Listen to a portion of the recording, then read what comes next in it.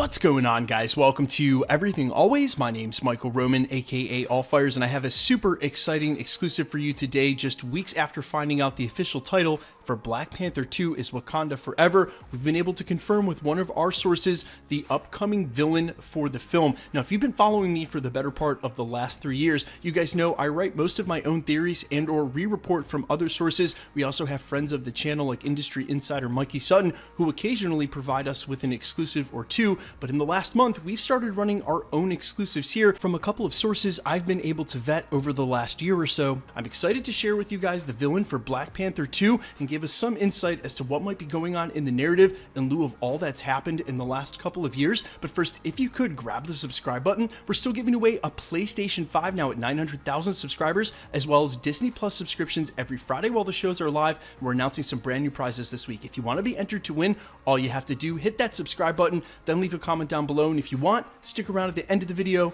We'll get into all the giveaway stuff again there. So real quick, two things. First up, spoiler warning, if this is in any way going to ruin Black Panther 2 Wakanda Forever or the future of Marvel Phase 4 for you, if this is something you don't want to know, which really raises the question as to why you clicked on this video in the first place, either way, I ain't mad at you, but you might want to back out now. Also, as I said in the prologue, and I'm going to mention again here, these are exclusives that we've started running based on our own sources here at Everything Always, not re-reported from another source.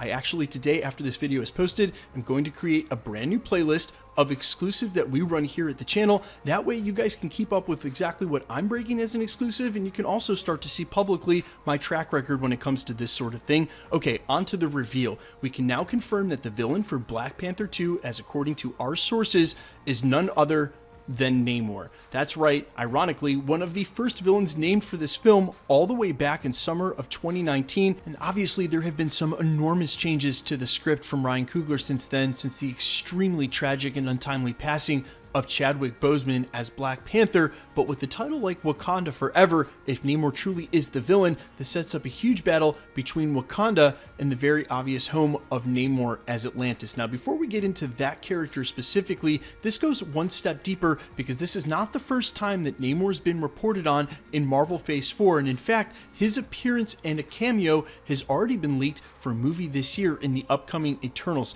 Now, this is not confirmed from a source in the same way we're reporting Namor as the villain for Wakanda Forever, but there was a social media post from a character tagged with the Eternals cast who was rumored to be playing a young Namor, introduced obviously in the earliest parts of canon, as Eternals is set to stretch all the way back, and it would be not surprising at all if Namor and a city like Atlantis, who have already had multiple Easter eggs in the Infinity Saga in the MCU, were to make their debut during the Eternals, which is set to set up some of the earliest parts of Marvel canon. Obviously, canonizing Atlantis during that film would be an excellent choice and set it up for the future of the MCU, meaning a young Namor that we could meet in Eternals would go on to become the villain and anti-hero in Black Panther. Now, if you're wondering about the whole rights situation, that was a pretty big deal for a while. Both Namor and Hulk's rights were tied up over at Universal. They needed certain permissions, the way the contracting worked, in order to use the characters. This is why we famously never got another Mark Ruffalo solo Hulk film.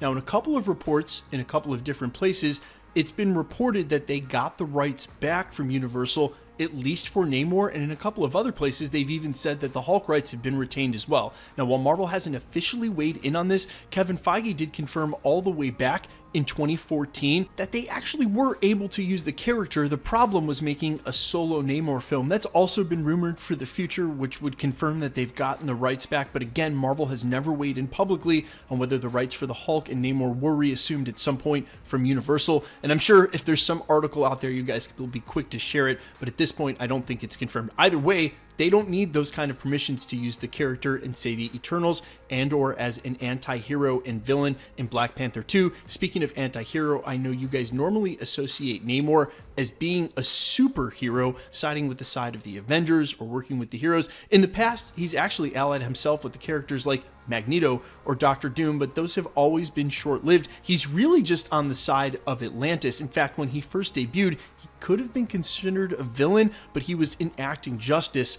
on humankind for what they had done to the sea and his homeland. So basically, there's a couple of ways to look at this character. He's never exactly clear-cut, and you could say the same in some respects about how Wakanda has chosen to stay out of it and not get involved in battles, or at least what was the main point of contention in the first film, how Killmonger wanted them to use their power to be able to enact justice on all the places where all this injustice was going on. Either way, him being a regal counterpoint to what Chadwick Boseman's character of Black Panther would have been, undoubtedly, I have to speculate, would have been a major storyline in the film. Those characters go on to form Illuminati together, etc., etc.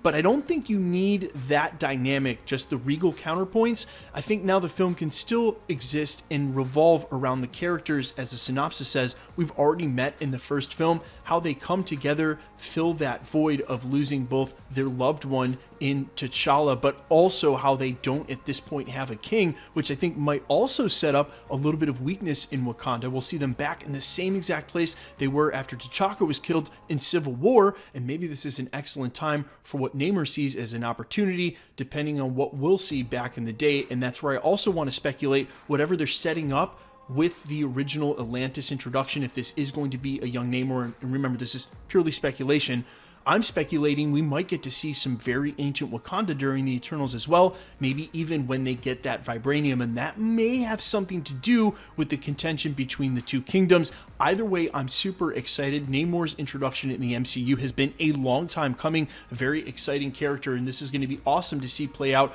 regardless of how they choose to do it. All the faith in Ryan Coogler, but man, I could not imagine trying to go forward with this film without Chadwick Boseman. It's going to be extremely emotional no matter what, and I can't wait for it. I'm glad it's coming soon in the MCU. Guys, let me know all your thoughts down below about Namor and what you expect from this film. And of course, as always, who do you think eventually will be ending up taking the next mantle of Black Panther? I'm all ears. And quickly, let's get into the giveaway stuff before I let you go. We're still giving away a PlayStation 5 now at 900,000 subscribers, as well as Disney Plus subscriptions every Friday while the shows are live. And we'll be announcing some brand new MCU related prizes extremely soon. So if you want to be entered to win, all the same rules will always apply. Hit the subscribe button because you need to be a subscriber here at the channel, and then leave a comment down below. Because these selections are truly random, the more videos you comment on, the better chance you have of winning. The best way to keep up with the content here at the channel is to hit the notification bell with notifications turned on. And as always, if you enjoyed and liked today's video, I would enjoy it and like it if you hit the like button. My name is Michael Roman, aka Allfires, and you can find me in a couple of places. Find me on Instagram and Twitter under I Am Fires. You can also find me on Spotify,